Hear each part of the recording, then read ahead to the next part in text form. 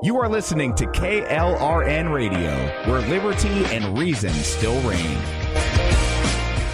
Hi, I'm Jay Farner, CEO of Quicken Loans, America's largest mortgage lender. Spring will be here soon, so if buying a new home is on your to-do list, right now is the time to call Quicken Loans. Learn about which mortgage options make sense for you and get a jump on your competition. With our exclusive Rate Shield approval, the low rate you lock today is protected for up to 90 days while you shop for your new home. With a Rate Shield approval, if rates go up, your low rate stays locked. But if rates go down, you get that new, even lower rate. Either way, you win. Talk to us today at 800-QUICKEN or go to rocketmortgage.com to take advantage. Here's another great reason to work with us. For a record 9 years in a row, J.D. Power has ranked Quicken Loans highest in the nation in customer satisfaction for primary mortgage origination. Again, to lock in today's low mortgage interest rate and get the security of our exclusive Rate Shield approval, call us today at 800-QUICKEN or go to rocketmortgage.com. For J.D. Power award information, visit jdpower.com. Rate Shield approval only valid on certain 30-year fixed-rate loans. Call for cost information and conditions. Equal housing lender. Licensed in all 50 states. NMLS number 3030.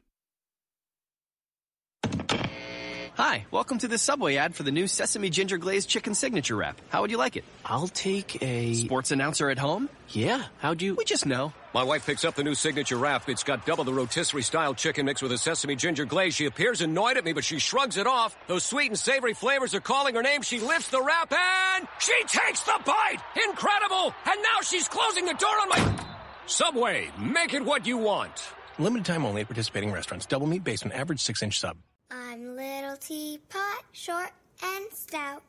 Here is my handle and here is my spout. No, Dad, like this. When I get all steamed up, then I shout, tip me over and pour me out. This is WWE superstar Roman Reigns. It only takes a moment to make a moment. Take time to be a dad today. Visit fatherhood.gov, brought to you by the U.S. Department of Health and Human Services and the Ad Council. KLRN Radio has advertising rates available. We have rates to fit almost any budget. Contact us at advertising@klrnradio.com.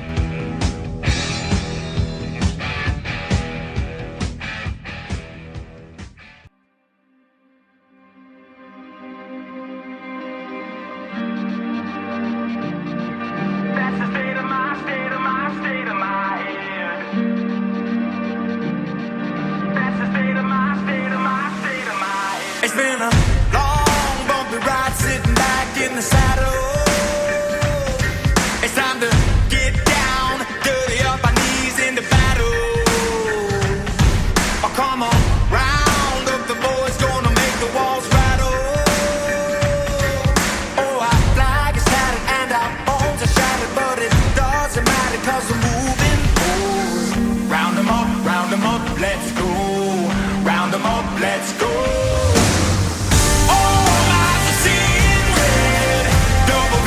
The blood we've shed. The only way I'm leaving is dead. That's the state of my head. They don't know where we've been. We got that concrete street skin. The only way I'm leaving is dead.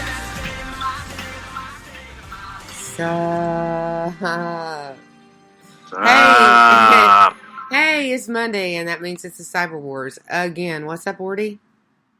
What's going on, Lou? You know, just sitting out here and smoke. I don't even smoke anymore.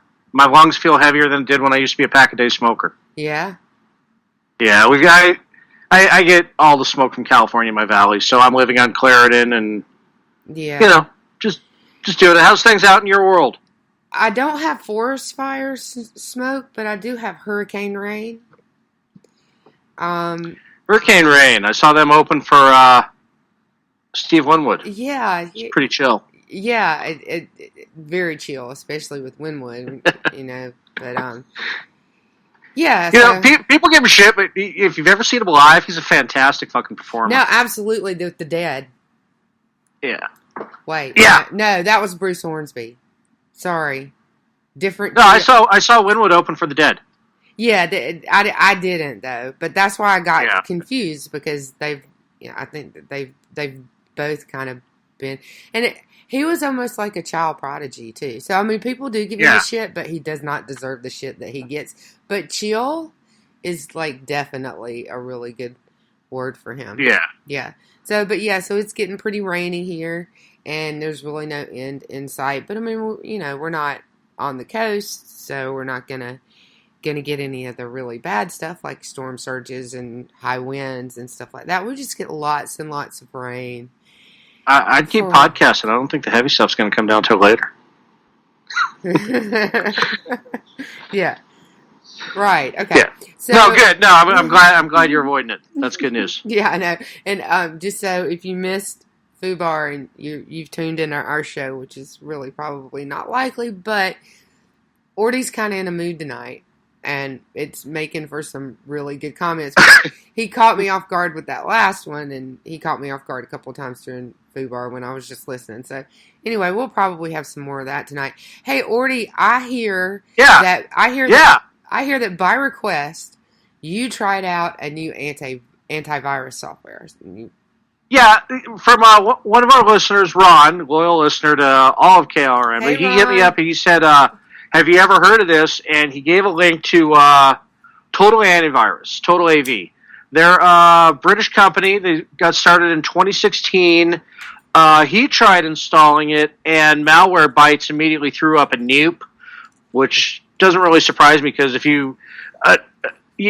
when you're installing multiple antiviruses, sometimes they'll see each other as viruses.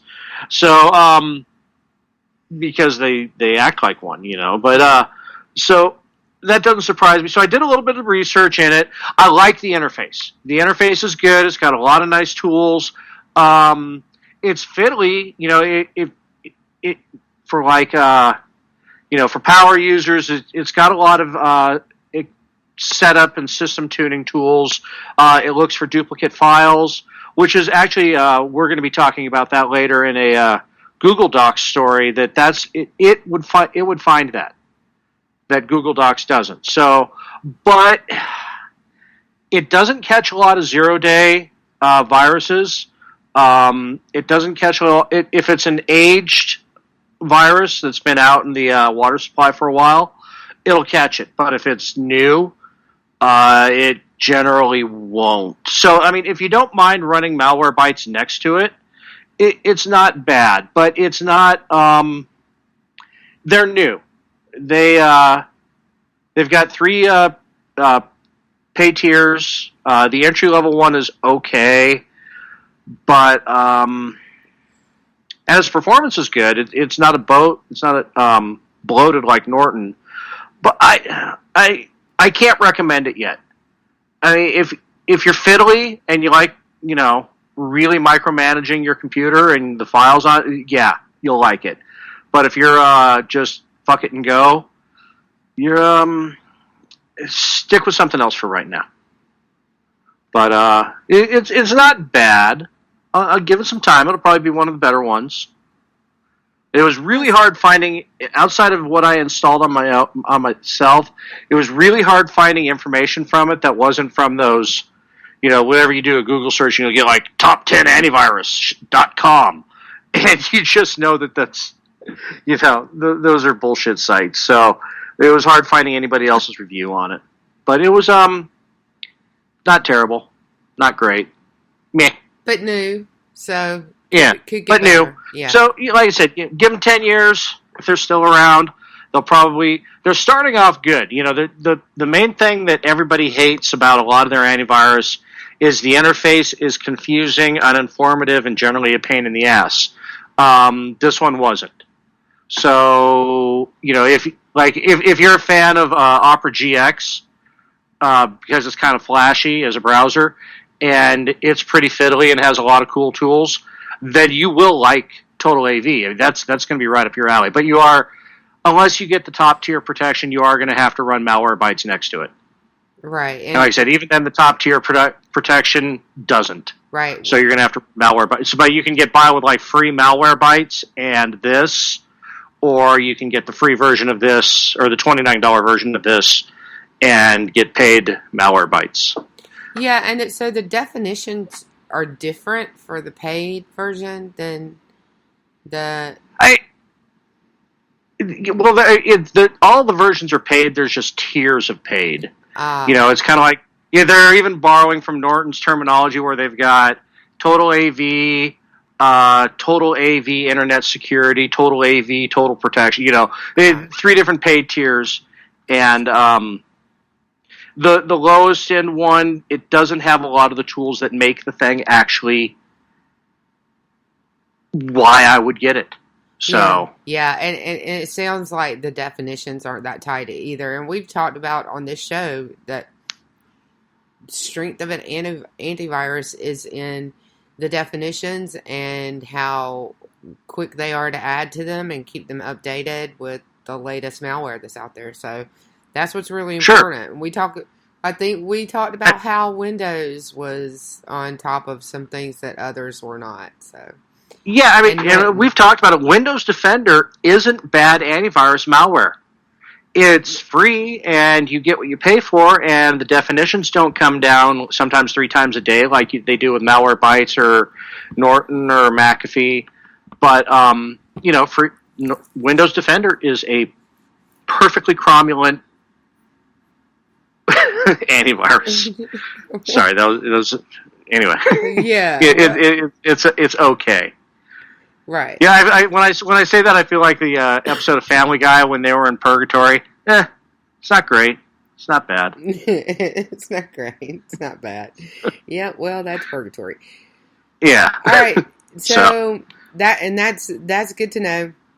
I would watch them. That they'll probably get better, especially if everything is good, except the definitions are just not there yet.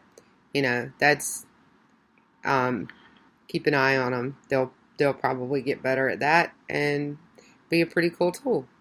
So we have another. And like I said, the strength of an AV rests entirely in its ability to find 0-day exploits. So if it's not on top of those, why even have it? Actually, I'll agree with you. All right, so we have another spy. Another spy. We have another spy, and so this makes. What, in a week's time? This makes 3. 3 in a week. And 4 if you count the old uncle that they decided not to charge. So they've caught 4 in a week, or announced that they caught 4 in a week, which is pretty impressive, I must say. But so this guy was a NASA researcher. And Texas A&M NASA researcher, Zhendong Cheng, 53, engineering professor at Texas A&M and NASA researcher, charged with conspiracy for making false statements and wire fraud on allegations he was secretly collaborating with the Chinese government and conducting research for NASA. Department of Justice said today. And what's interesting about this to me is that they recently closed the Houston consulate, and this guy's obviously in Texas. So I thought that much was pretty interesting. And this is the 3rd spy spying for China, and then the 4th one was spying for Russia. So 3 out of 4 spies spying for China. Also interesting. Yeah, this is a part of China's, and I'm looking for what the name of it is, because the Talents Plan. 1,000 Talents Plan. Yep. And this is a tool of the Chinese Communist Party to attract, recruit, and cultivate high-level scientific talent. Where he kind of fell apart on this one, it wasn't that he was actually spying or working with China, so much as the fact that his grant specifically forbid him from doing that. And then he obfuscated his participation with Chinese companies, Chinese universities, and the Chinese government. So, this is one of those things. It's like, if you've got a grant that says don't tell China, don't tell China. That's shit. Well, makes her spoofy. So there's a handful of countries that are definitely in the red zone as far as collaborating with any universities or businesses or certainly the government in those countries. China is at the top of that list. Russia, North Korea. So Iran. Yeah, definitely Iran. I mean, that's the top 4 right there. And Sure. you don't get any more in the red zone than those companies or than those countries. So if you have access to classified information and you are working with anyone in any of those countries, it doesn't matter who it is. It doesn't matter if it's a personal friend, and you are sharing with them classified information or anything that relates to classified information, you're worthy of being busted, and eventually you probably will be. Obviously, Obviously, we know now they can catch people, whether or not previous administrations ever did or not. I don't remember hearing a whole lot of this. I mean, maybe once during the entire Obama. Obama administration. So, And I think there may have been a couple during Bush, and it did come out. Well, I mean, we just handed that information to China under Clinton, but so right, yeah, we handed all sorts of stuff to China under Clinton, and I believe that Obama did too, and certainly Iran got whatever they wanted. So, it's really stupid. Obviously, we know now they can catch you. But 4 in 2 weeks is a lot. It's a lot. Yeah, and I mean, one of the things that surprised me in this article, and intellectually I knew this, but when you actually see the number put forward, it kind of throws you back, is that there are 1.4 million researchers and professors in the United States at any given time. So, and the article itself was kind of 1.4 million people do it right. So don't get mad at all porn researchers. Okay, that's fair. But why does it seem to be the Chinese so goddamn always? Right? Yeah, I would agree with that. The doctor from Harvard, he was working with the Chinese. The FBI linguist, his dad or his uncle. Yeah, him and his uncle. That was the story last week in Honolulu. So, yeah, I mean, it does disproportionately seem that they are working with the Chinese, but the Chinese, I think, are just that much more aggressive. They are. I mean, covertly, militaristically, anybody who thinks that we are not in a Cold War with China is not paying attention themselves. Yeah, exactly. And definitely not paying attention. Yeah, they're not paying attention, or they're not taking it seriously, or they're just, being willfully obtuse about it. I mean, we are in a Cold War with China. Yeah, I think willfully obtuse is probably a common problem with certain types of people about a lot of stuff, but definitely China. And it kills me how some people can get so twisted up about Russia and defend China at the same time, right? And I mean, and I'm not talking about people on Twitter, I'm talking about people in the media, I'm talking about people who actually pretend to be national security specialists and want us back in a deal with Iran, but are so twisted up about Russia. It's total insanity. Not that you shouldn't get twisted up about Russia, but get twisted up about Iran and China too while you're at it. Yeah. Or you have absolutely no credibility with me whatsoever. Yeah, everybody says the right has never moved on from the Cold War. Well, we can identify that we have multiple threats and not just one. Well, we never moved on from the Cold War, but somehow we're all coordinating and colluding with Russia at the same time, which is total insanity. That is complete cognitive insanity. Dissonance is real. It is. It is a real thing. So we also have some, I feel bad calling it this, but a really cool new ransomware product on the market. So a new product on the market, which is, according to the group, the cybercrime group that is using this. This is according to their press release. So this cybercrime group issued a press release about their new ransomware called DarkSide, which is a pretty interesting ransomware. What did you think about it, Orty? I like the fact that, okay, this goes back to what we talked about last week, where now these crime syndicates, cybercrime syndicates, are doing business. I don't ever recall the mafia putting out a press release. I don't recall. You don't see press releases from, No. Anyway, yeah, so the fact that, a cybercriminal organization is putting out a press release talking about their new product. Well, to some extent, they have become part of. I mean, they are a multi-billion-dollar business and are being treated like one now. Yeah, well, all hackers are fame fags, at least to some extent. There are a few exceptions, but yeah. So.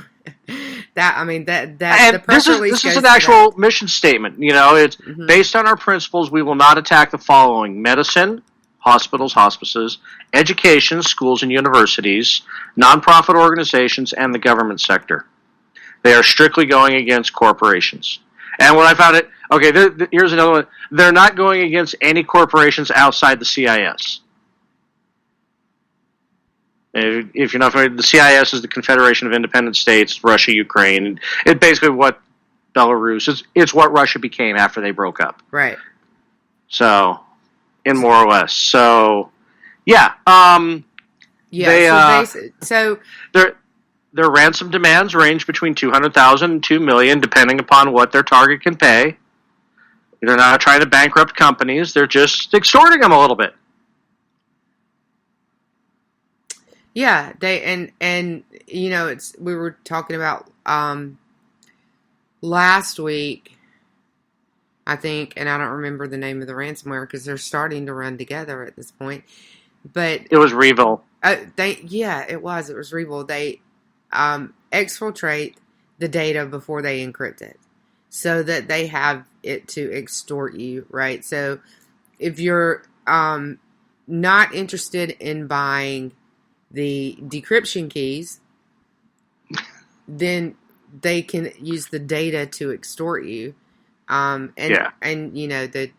already mentioned all the things that they threaten to do. They'll humiliate you in the media. They'll, let everybody know that we've breached you and that we have all this data. And so, and if you don't pay, they'll post all of your data on their website for a minimum of 6 months.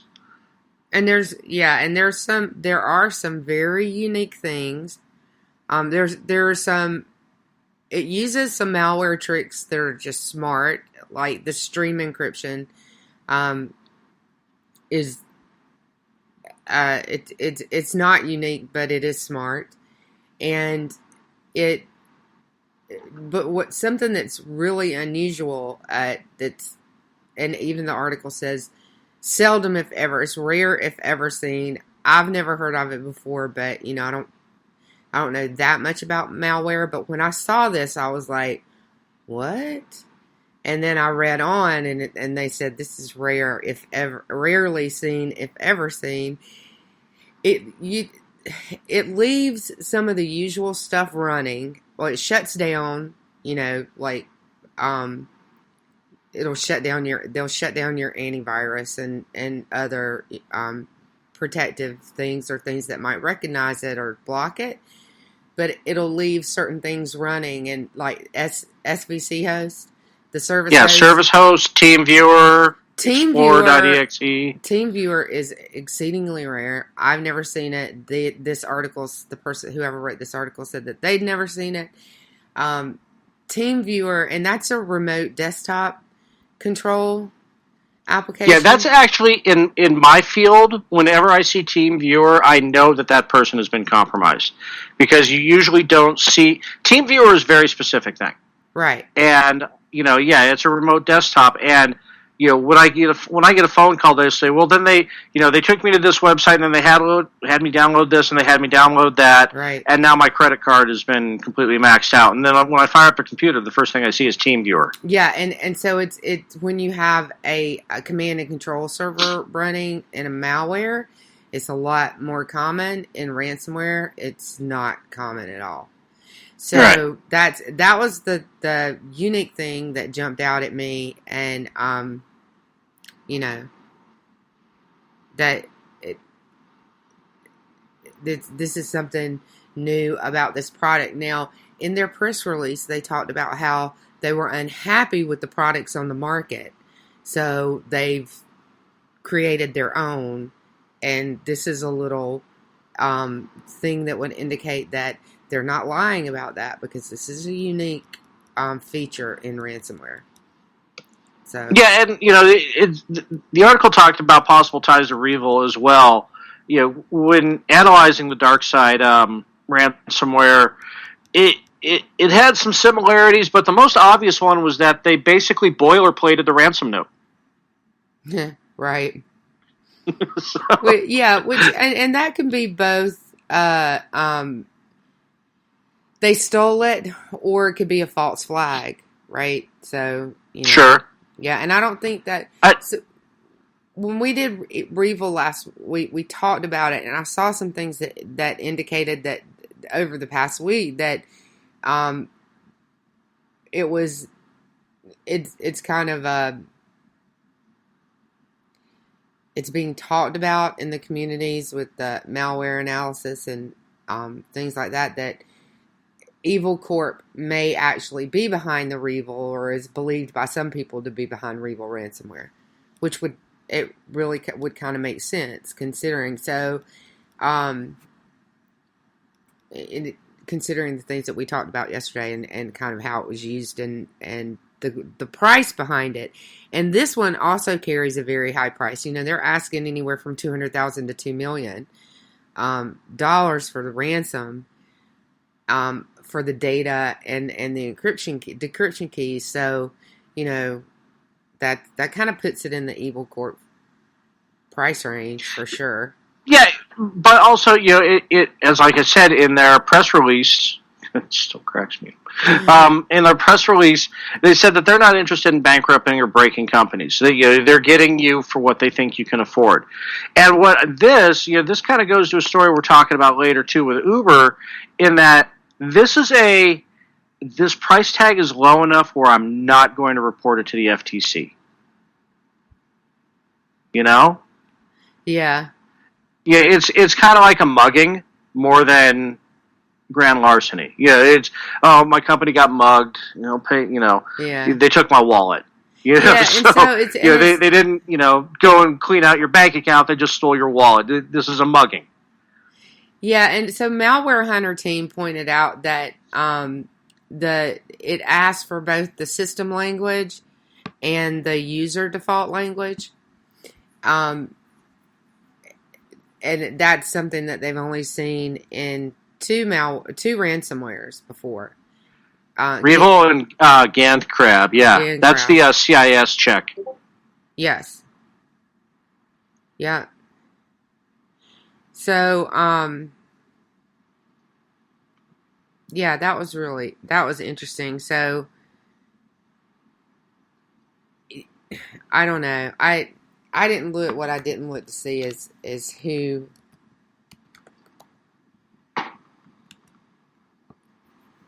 uses. What's that? If GandCrab had been attributed, if they've been attributed to a group or not. No, I think they're independent.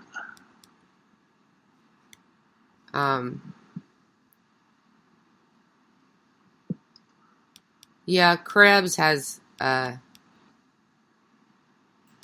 some thoughts on it, but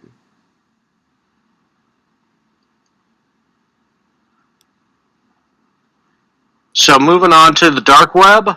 Yeah, so on the darknet, there was a market called Empire Market, and it is currently, or was currently, as of a few days ago, the largest market on the darknet. Is that correct? One of, yeah. Yeah. Yeah. Sells illicit drugs, credit card numbers, chemicals, banned chemicals. Yeah, things. And the transactions take place with either using Bitcoin, Litecoin, or Monero. Yeah. Yeah. So, it went down. And it got hit with a DDoS attack for 5 days. Yeah. So this is really interesting. I saw something that I'm really kind of wondering who did this. I mean, it feels like a government attack to me. Sure. Right? Yeah, I mean, it really does, because it seems... I don't see... This doesn't seem like it would be an organized crime attack. It doesn't seem like it would be a skid attack. It doesn't seem like... There's a lot of things that it just doesn't feel like, which, using Occam's razor leaves with a state sponsor. Yeah, well, I mean, you're talking about... So, to bring a darknet site down for 5 days, bring it down and keep it down for 5 days, that's, you're not using ion cannon to do that. You need a somewhat significant. I mean, you don't need a 3 terabyte botnet, but you need a decent sized botnet to do that. Yeah. So and that's So in cyber criminals, if they're gonna pull out the strength of their botnet, expose it, use it for something like that, they're gonna have some kind of, financial gain behind it. There's no activist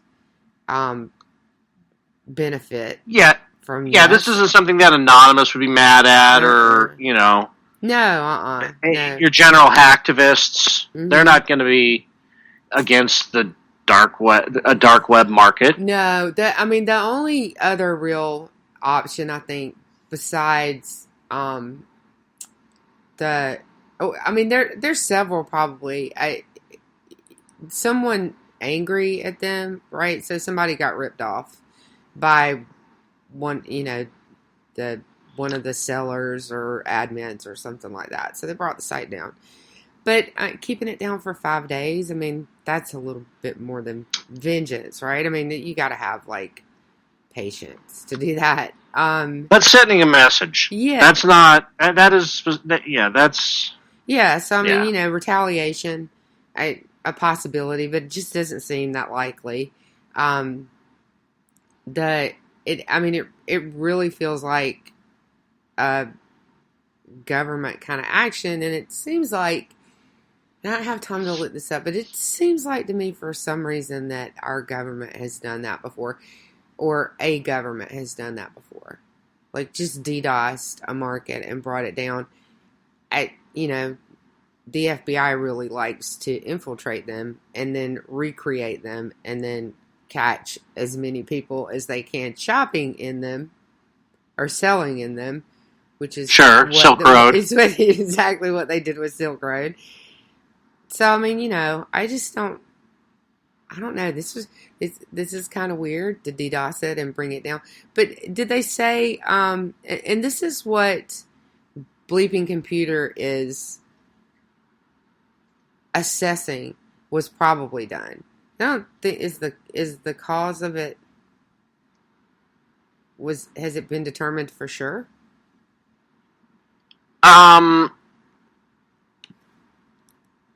Let's see.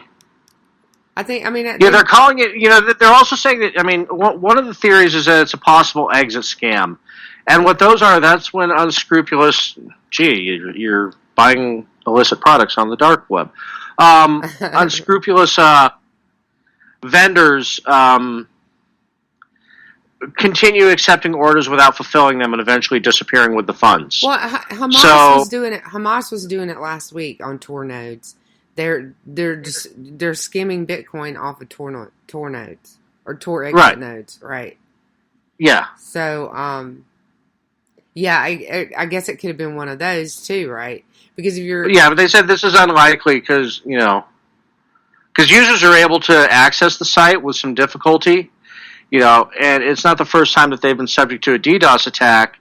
Well, and earlier this year they barely, but, with the it's very slow access. Bitcoin is functioning, but Litecoin wasn't. Monero was broken. Huh. So yeah, and exit scams don't affect performance that much either, do they? Right. I don't think they do. I think that would kind of undercut the scam a little bit because people would figure out that it's happening. It sounded like it wasn't deterring too much shopping, but it's going to... it slows down your take. If you're purposely crawling your site and making 2 of the 3 monetary systems that you accept nearly inviolable, sure, if you're sitting there looking at the crypto market going, wow, Litecoins are worth shit right now, so we're going to make it... Sure, I can see that. It just doesn't seem likely. It seems like a lot of work for an exit scam where, again, going with Occam's razor, a DDoS attack makes the most sense. It does. It does. But it also takes a pretty significant botnet to accomplish that on the darknet for that amount of time. So, sure. Not that cyber criminals don't have them, but what's the payoff? It would take, exactly. No, it just feels like a message is being sent. It does. It really does. It does. Now, here's something that I came across. This is a horse head in a bed message. This is something that I came across last week was Russia cracking down on cyber criminal activity. Yeah. So we only like our cyber criminals. Right. Well, yeah, it's like that's... Well, I guess really that makes common. sense. That's the other thing and you mentioned it before, and I've run across it too. Putin's rule with Russian hackers is don't hack Russians. That's the rule in Russia. Hack all you want, just don't hack Russians. Right? Well, we just talked about that with Revil and Dark Shadow, and exactly. They're not attacking anybody in the CIS, so you can pretty much gauge that. Okay, they're in Russia, Ukraine, Belarus, one of the CIS countries. So. Right. But if you're not our FBI or GCHQ, you might not really be interested in infiltrating and taking over and running a 2-year infiltration project to catch people. Right. You might just want to take it out. So if you're Russia, that might look really good to you. And there are certainly other countries that it could have been. Singapore, India. It certainly wouldn't have to be Russia. That's just an example. So that's kind of what this feels like to me, but at the same time, I don't think anybody really has a clue right now, do they?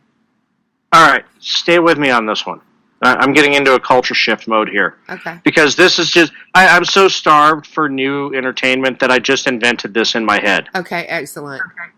Some government secrets or priceless art has been stolen, and the perpetrator is going to be selling it on the Empire Dark Web market.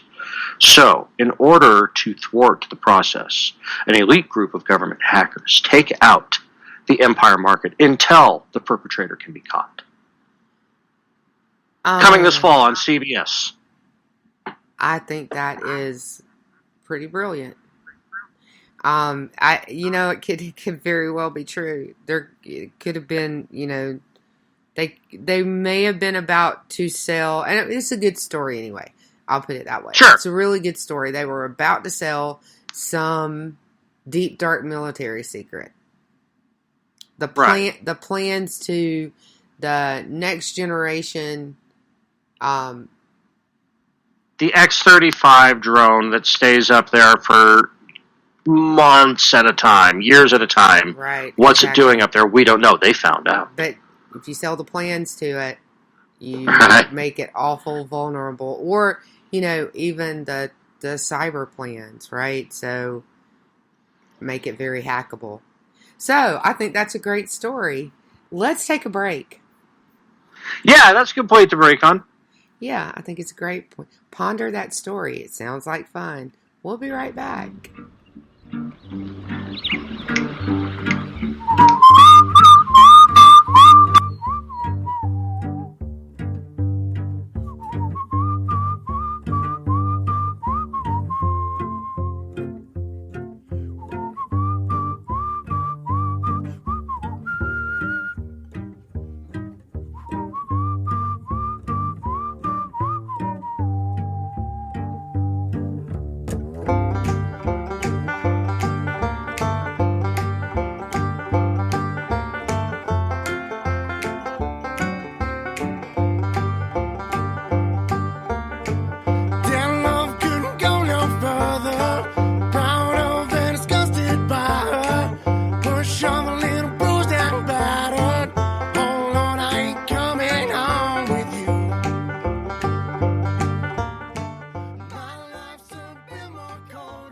As a small business owner, you deserve more. More confidence, more connectivity, more of the tools that help your business thrive. And at Cox Business, you can expect more from us. We don't just have sales reps. We have perfect plan identifiers. People who will work with you to make sure your business gets everything it needs and nothing that it doesn't. Your business deserves more, and that's why you can expect more from Cox Business. Call 800-526-8572 to switch today. There's nothing more predictable in life than the unexpected. Lightning will always strike. Hail will fall on roofs. Fortunately, there's AAA. AAA has been helping members stay prepared for over 100 years. So when unusual storms, fallen debris, or sudden leaks happen, you'll be covered. Check, check, and check. Get the home and auto insurance you need by talking with a AAA insurance agent today. Visit AAA.com/insurance or stop by your local AAA store.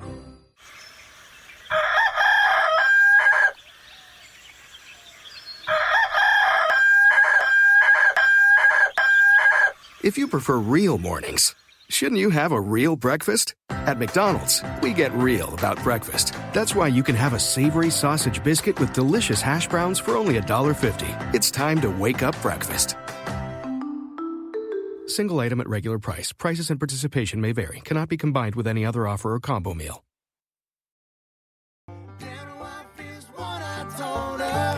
Brass knife sticks to my shoulder. Oh, babe, don't know what I'm gonna do.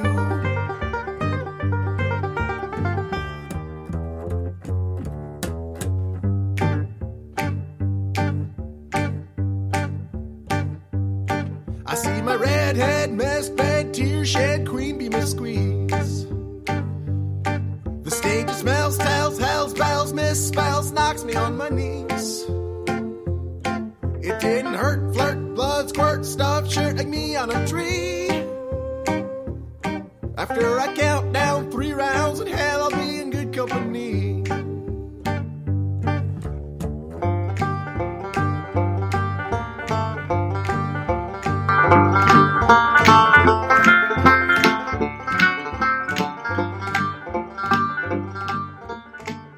Okay, we're back, and we've worked out the entire plot for an entire movie about a darknet market where they're about to sell the plans, cyber schematics for a drone system, and the government takes it out. And we're going to make some cash. Are you still with me, Ordy? Sorry, I muted because I was coughing during commercial, and then we came back, and you didn't even hear my fingers snapping, popping, coming back in. Yeah, no, yeah, and we just needed 5 days to stop the sell to catch it. We just needed a little more time, and they got it. Exactly. So it sounds like a great movie to me. Sure. And since we've been talking about Russians, in case you haven't noticed, Russia. Yeah, in case you haven't noticed, CBS News thought that it would be a good idea to bring the whole story of the Russia hack of the DNC back again, because number one, we haven't heard nearly enough about it. Number two, maybe not everybody read the testimony from the CrowdStrike VP that was declassified a few months ago and that we talked about on this show. And I don't know, this is like the craziest story. They start out, she's interviewing a guy named Robert Anderson. I'm sorry, Bill Whitaker, is interviewing a guy named Robert Anderson.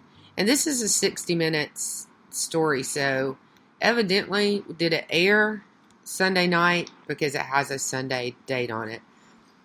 Yeah, it must have aired last night. So, I didn't see it, but I caught the story today when I was researching. And of course thought, oh my God, no you didn't. So, I mean, they're talking about the influence in the elections. And of course they never left. They're still here. Which is, interestingly enough, exactly what Pelosi said in her interview yesterday. Before this aired. Which I find really odd. Which we've been saying for the whole time of the show, yeah, but of course they've been here. It's the ebb and flow of election. Of course they've never left. They just changed their language, their topics, and went on to another election. Russian disinformation agents. They've been hacking. Yeah, disinformation agents and hackers, and they've been hacking or trying to hack us since the beginning of the internet. Nobody should be shocked about this, right? So, but all of a sudden, it's a big issue since 2015 or 16. Well, sure, because it cost Hillary, not going to Wisconsin. Anyway, yes, it's their foil for why they lost 2016. Yeah, and so, they're, of course, talking about things that have pretty much already been debunked, but the real reason that this caught my eye is that I just last night finished my master's thesis, and I wrote Yay! I know, right? That means that I am a week from graduating, but it's on attribution, and particularly that the case studies centered around attributions to, and this was just by happenstance. I didn't plan it this way, but it's probably more on misattribution than it is actually on attribution. I didn't plan for it to be on APT 28, but it ended up that way because there are so many instances of hacks either being claimed by someone else or being attributed to someone else, and then someone steps in and says, nope, that was Fancy Bear. Leaving half of the community to go, wait, what? Are you new? Yeah, where'd you get this from? And yeah, are the Russians in the room with us now? And not, they're in cybersecurity. People don't have heated debates about stuff like this, but the one security researcher, they tend to be mostly pretty laid back, but they're like, yeah, I just really, it doesn't make sense to me, so I think that it must be this instead, right? So this is my opinion on it. And it's really disturbing. It's really disturbing to me with as much disagreement as there is in the community as a whole, and not just with the general public. And so many people in the general public doubt this to begin with, but even in the cybersecurity community and people who really do attribution for a living and investigate these kind of investigations for a living are just like, yeah, we're not understanding this. If we could have a little more data, we might get it. But and the DNC hack actually goes back to the data that tied the DNC hack to a great extent to APT 28, Fancy Bear, goes back to a lot of it.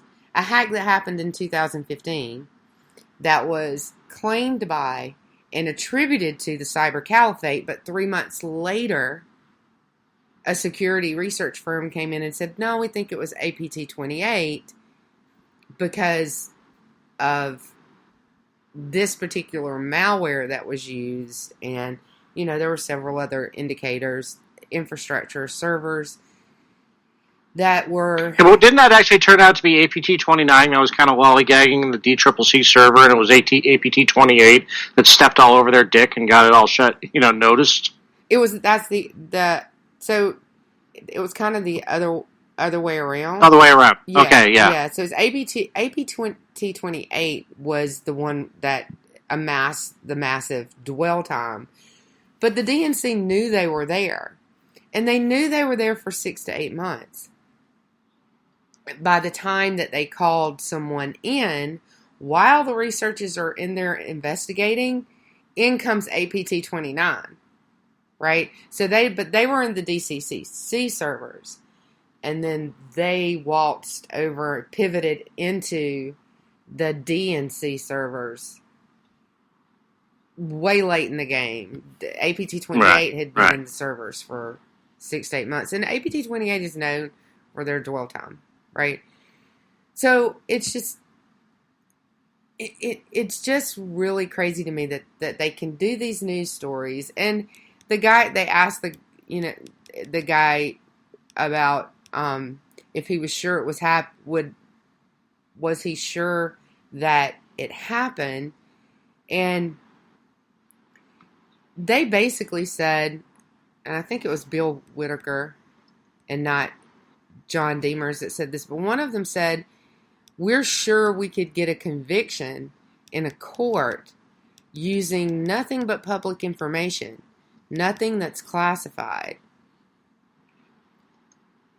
And I don't believe that at all. The reason that the reason that France hasn't prosecuted for the 2015 hack is because they also cannot tie APT-28 to an exfiltration or the leaking of documents, and the FBI cannot tie them to the exfiltration, as we know from Sean Henry's testimony, or the leaking of documents in the DNC case. They're not going to get... Well, it's easy to say we could get a conviction when you know the people are never going to get extradited anyway. Sure. So it's really infuriating. They stir this up for political reasons. This is my biggest problem with it. The attributions are done for political reasons. It was the same with France. There was, at the time of the Russian hack in France, there was sanctions had been applied to Russia over Ukraine, and NATO was really putting the screws to them. And so, of course, Ukraine comes back into the picture again. That was, a big part of that political push. No doubt that the Russians were in both of these systems during both of these hacks. Their malware was there. Could have been a false flag, but probably wasn't. But the exfiltration and the leaking of documents in both cases, I think, has been misattributed in both cases. So, to do this, right, to say we could prosecute them and we could prosecute them and get convictions for exfiltrating and leaking the data in order to influence an election in this country, to say that, knowing that they have no direct evidence to tie them to either of those things. What they have is a social media account. Guccifer 2, who said he was Romanian, and we have no proof that he was anything, but we think he was Russian. Is that what you're going to tell a court? We think he was Russian? You know what doesn't get into evidence under the federal rules of evidence without someone having been in the room with the user at the very least when they were sending tweets from a Twitter account? Tweets from a Twitter account. They don't. Yeah, or even if you just wanted to go broader than that, hearsay. That's exactly what they are.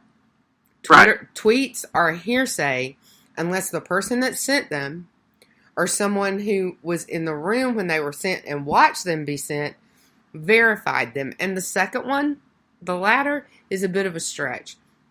But I think in this case you could probably get a judge to admit it, to have a third party who actually witnessed it verify it.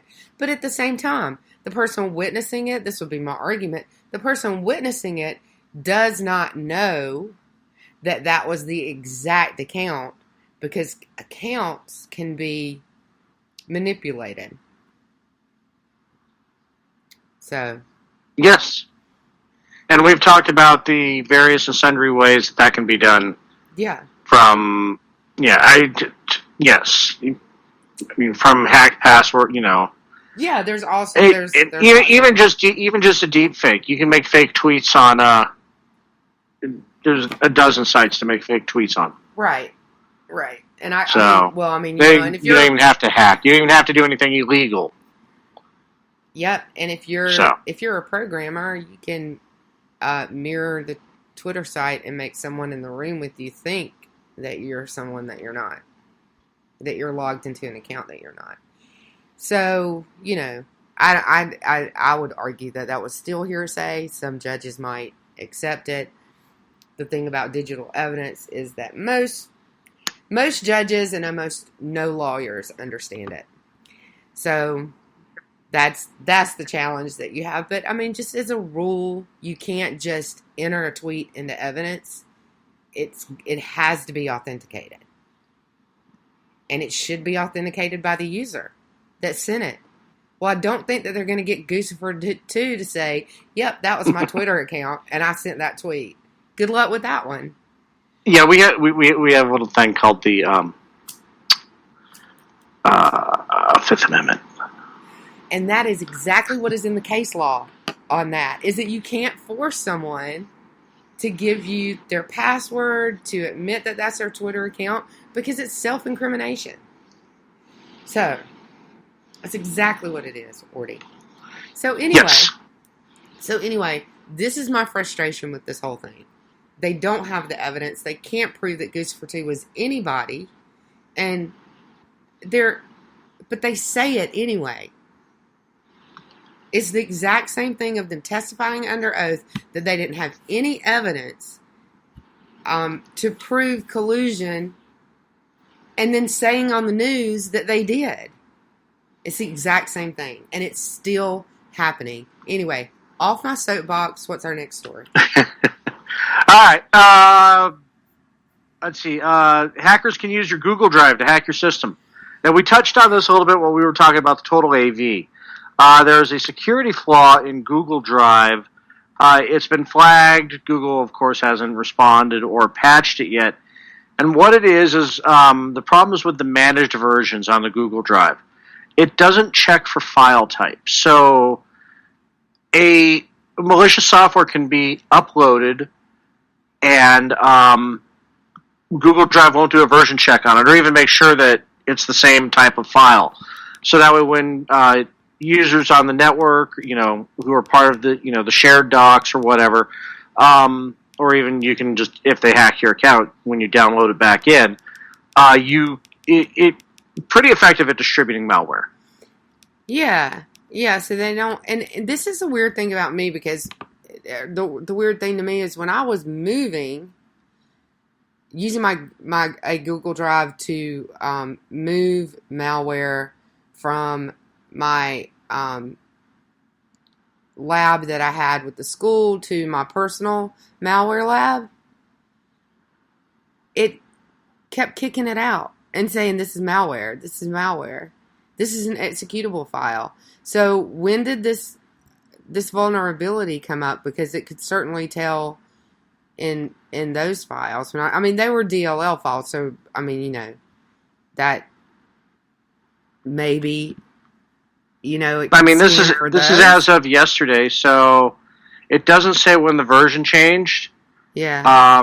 But recently, system administrator from the Hacker News that Google Drive's Manage Versions feature, which lets you upload a new version of an already uploaded file, enables a way to slip in malware. Crazy. Yeah, I wonder if it's a new vulnerability or if, or this is just hackers being smart about slipping it into files that are already on your Google Drive.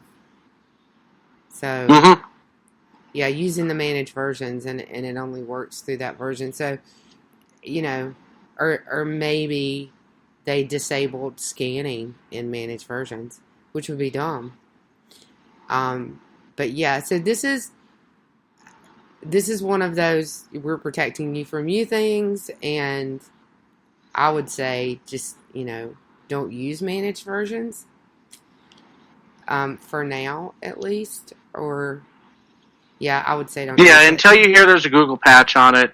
Yeah. And if you're using it on wider than just yourself, so you know the difference between the two versions.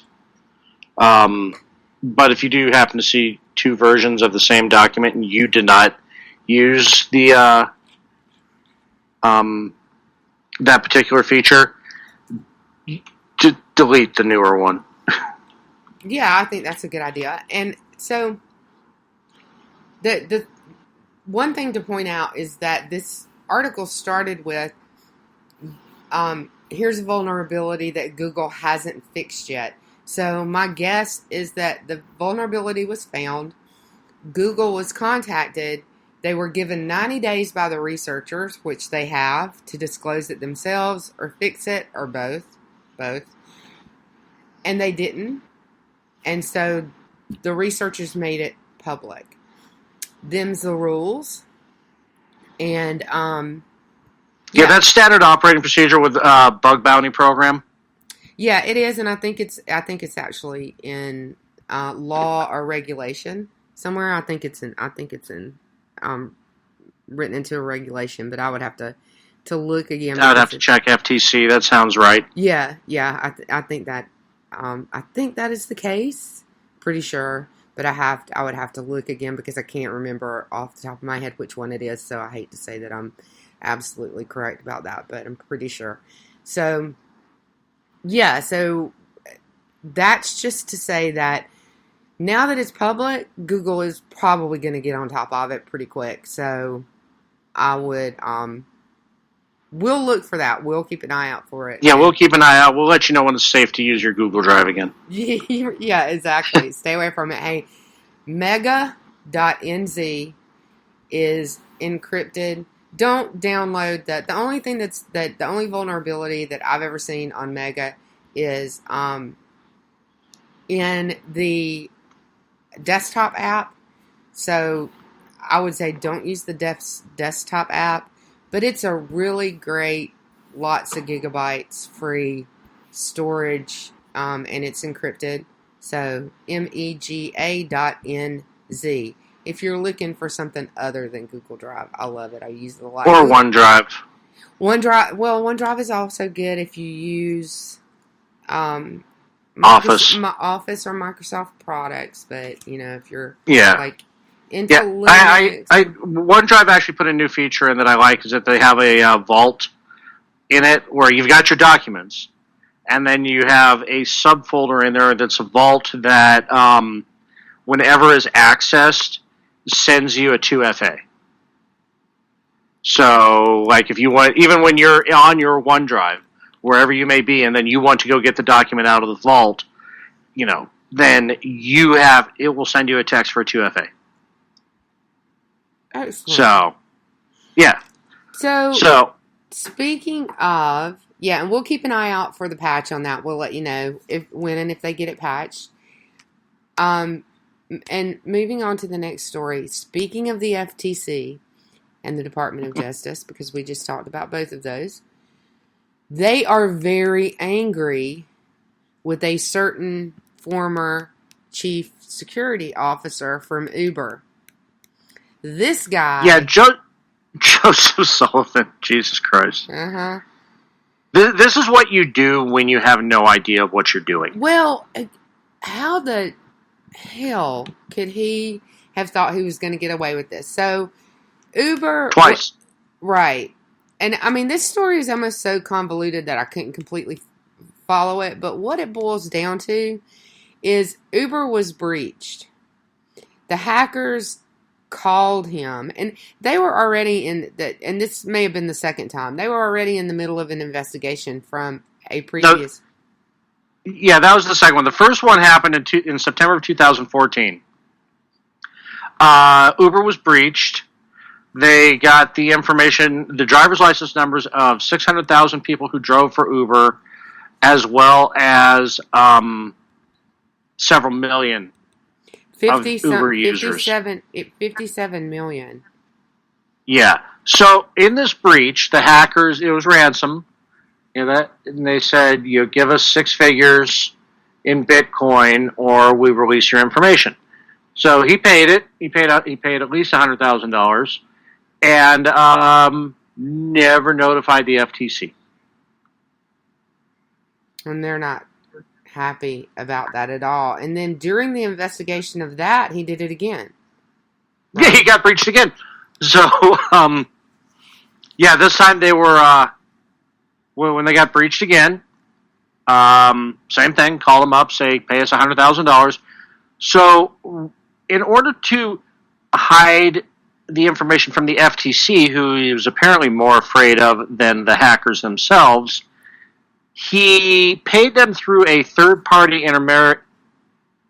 intermediary bug bounty program.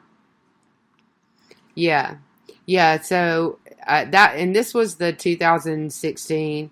That was the 2016 hack. Yeah, and so basically, bug bounty is where a researcher finds something, they report it to the company pays them a thank you fee, a bug bounty, bounty, that's obvious, right? And it's all legitimate.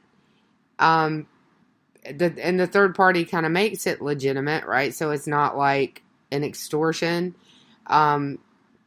because you have their bug. So it's kind of it's to keep the industry clean for one thing, and it also facilitates the payment for them, or people could just like screw the white hats for the work that they've done. But the kicker the real thing that showed that this wasn't legitimate at all is that it was paid in Bitcoin because the hackers wouldn't give their real names. Well, not just that. Not only wouldn't they give their real name, he had them sign an NDA under their fake names. Right.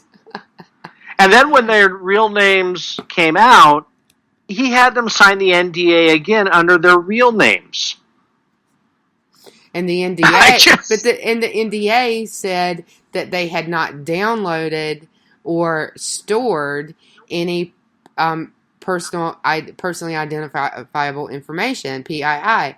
But they had already done that, and he knew that they had done that because they used it to extort him, but they signed that NDA anyway. So he went to great pains to cover up this whole mess, and make it look like it wasn't a breach when it was a breach. See, that's the thing, is that people's personally identifiable information ended up in the hands of cyber criminals, and he took pains to cover that fact up, never disclosed it, so you can't notify the victims so that they can protect themselves. This is the whole problem that the FTC has with this whole mess, right? The only thing I can think is that the guy must be on drugs. I really think that he bullshit his way into the CSO position. Right. He got there, realized he didn't have the slightest fucking idea what he was doing, and then the first time he got breached, he panicked. So, the second, after getting his dick slapped by the FTC over the first one, when it happened a second time, he had actual real fear of the FTC and not the hackers. Yep. So he treated the hackers like they were employees in order to... this guy was just... This is just a series of dumb that you can only do when you got hired above your pay grade. Yeah. It's they just took the mailroom guy and said, you're CSO now, here's a book, figure it out. Right. That's kind of it. That's an InfoSec meme. Like the not at all qualified CSO. That's an InfoSec meme. It's like one of them is Mo Sislak in the bar picking up the phone. Sure. Right. What does he call? Any of you guys want to be the CISO? Right. So he answers the phone in the bar and he yells at all the guys in the bar. Any of you guys want to be the CISO? That's like, so, I mean, that doesn't, I don't personally know any that are that unqualified, but, so. But I'm just saying, these are the moves that are just. Yeah, it's either that or he's on drugs. This is the stupidest thing I've ever seen in my life. It's like, oh my God, the company can't handle this publicity. Nobody's falling on that sword for Uber. I know. They're right. And it's not even that. So, I mean, if you're thinking about publicity, you should be talking to your information officer. And if you are, they're going to say, yeah, no, we need to get in front of this. We don't need to try to hide it because that's the worst thing that we could do. And you need to go and file out an 8K form with the FTC yesterday. Right, exactly. And that's what legal tells you. I don't think, and he wasn't talking to anybody else in the company about this either. No, I don't think so. Either that or they're all on drugs. Who knows? Well, I mean, who knows? But this was pure insanity. What this guy did was total insanity, and I don't, his fate, I don't wish it on anybody because he's going to jail. And FTC is not going to... Yeah. Yeah. FTC and DOJ are all up in his shit now. Uh-huh. And there's, this is what you go to jail for? I mean, it cost you money. You didn't make money off of it. It cost you money. Why would you go to jail for it? It's stupid. Anyway. And the one thing I didn't... Did he pay him with Uber funds or did he pay him out of his pocket? I never saw that in the article. I'm going to assume he probably paid them with Uber funds, but... Boss, I need $100,000 in Bitcoin. Right. Well, when I first looked at it, I was like, why is the dollar amount so low? They wanted 6 figures, it's $100,000. I'm like, well, that's his approval authority. That's what he can approve without a higher level of permission. Okay. That tracks. Yeah. So Last story? The next story is Tesla. So here we have a CISO who does know what he's doing. A company, so they're evidently, I didn't know this, Tesla has a feature that is an acceleration boost, a power boost to the engine. But you have to pay extra money to have it enabled, which I think is $2,200 or $2,500 or something like that. Yeah, it was around 20. It's in the Model 3. And what it is, it's a hack that unlocks, achievement unlocked. There's an acceleration boost in the Model Tesla 3 that you can unlock when you go to the dealership, and it costs you about $2,000. And it switches. There's an acceleration. It reduces acceleration to 3.9 seconds from 0 to 60, which is pretty fast. And and so this company created a hack for that. It's Nginx created a hack for the acceleration boost, and it was a little device that you could plug into the where did they say you plug it in? And it only cost $1,100, right? So to save $900. So you own a Tesla. How much are they? $100,000? Hang on, let me see how much the Model 3 is. Just a sec. A lot of money. But you're going to save $900 to get this acceleration boost, aftermarket, which I would never do to my Tesla, but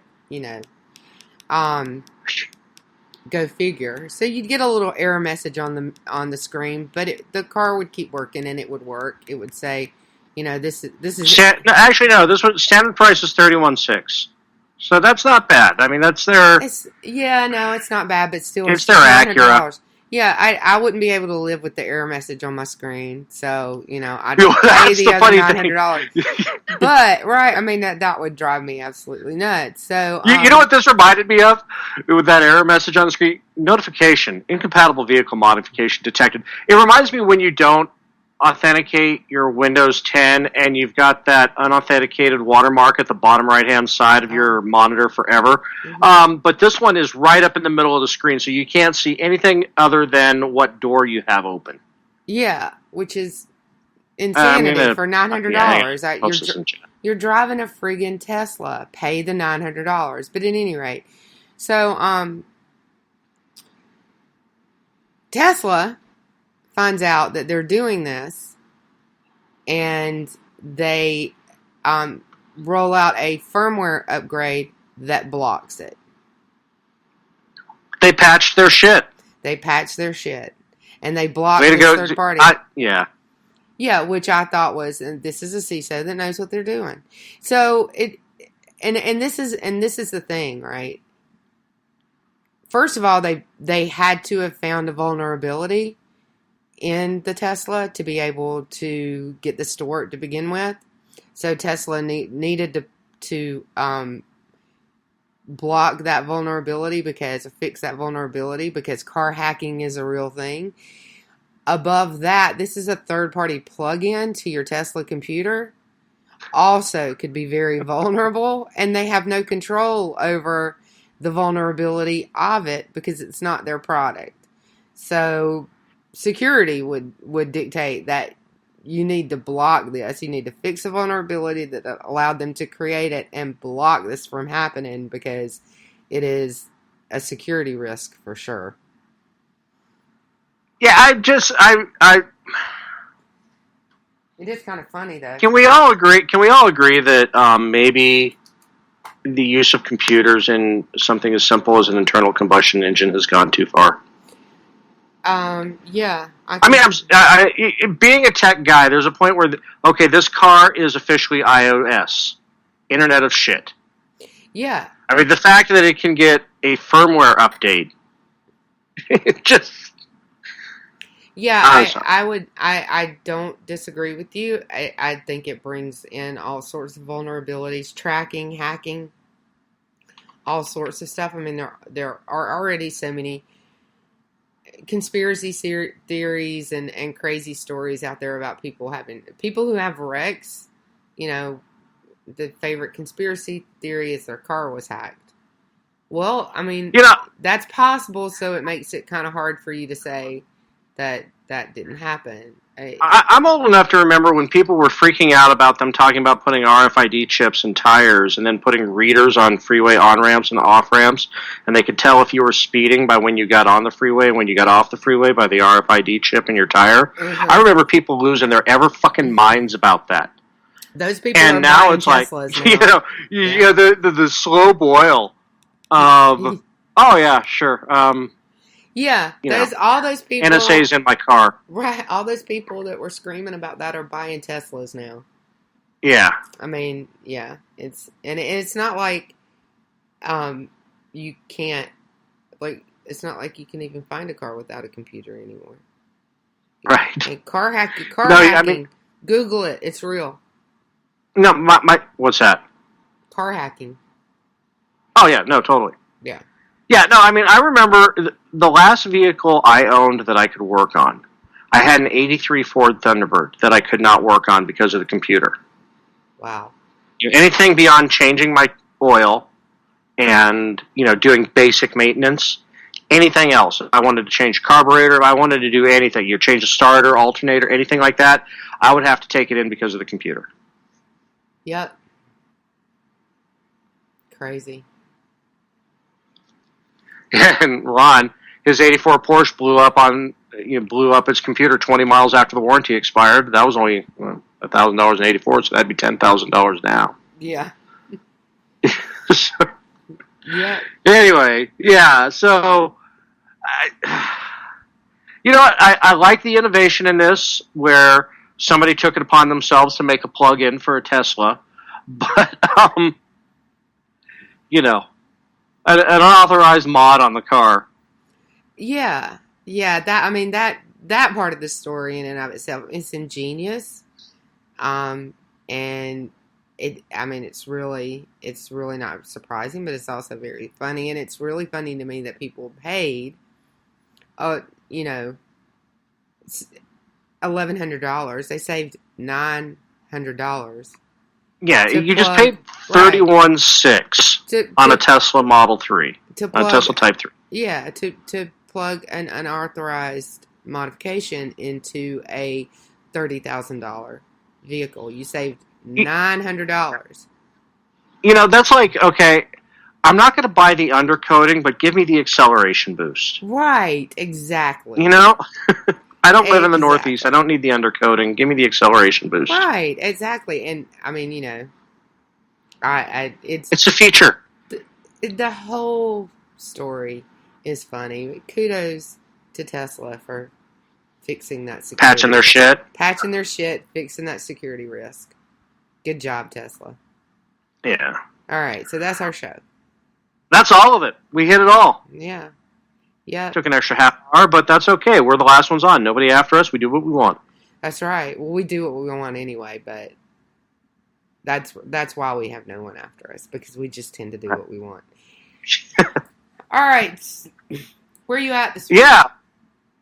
Well, this week I'm on, I got Toxic Masculinity on Wednesday with Aggie, G, and Rick. Then later that night, I'm on with Robinson and Horty. What's the show? Robinson and Wright, but Dan's Essential, so it's me. Then Thursday, I got Culture Shift with Brad. Where can people find you this week, Lou? I'll be on with my girls Wednesday night. I'm producing Aggie tomorrow night. Tune in for Aggie at 9 o'clock. And the Red Wine, 9 o'clock Wednesday. And then 8:30 on Friday with my girls and back here Monday. Nice. Outstanding. Well, happy Monday, everybody. Yep. Or as I like to call it, Fire Day in California. Yeah, yep. Things are crazy, but it's 2020, so we're getting used to it. We will... 2021 says, hold my beer.